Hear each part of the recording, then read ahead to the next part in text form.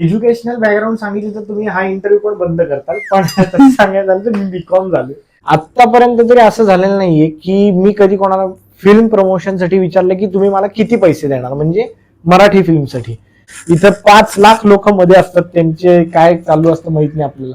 इथं आल्यावर असा एक भूल आहे की कोण कोणाला काय सांगते काय नाही सांगते, कोण किती पैसे घेते कोणालाही काय माहित नाही. म्हणून मी आज या पॉडकास्ट थ्रू सांगतो की मी तरी आतापर्यंत मराठी फिल्मला कुठलेही पैसे मागितलेले नाहीत, किंवा असं नाही म्हणत की मी घेतले नाहीत पैसे. मी पर्सनल लाईफ मध्ये अजिबातच जे मी स्क्रीनवर किंवा जे सोशल मीडियावरती दिसतो ते अजिबातच तसा नाहीये. इथं नाही म्हणून मग ती सगळी खास तिकडं हे करतो मी, किंवा ती दिसणार तुम्हाला त्याच्यानंतर. ती दिसणार म्हणजे दिसणारच आता ती बायको आहे म्हणून असं म्हणत आहे. जास्ती दिसेल.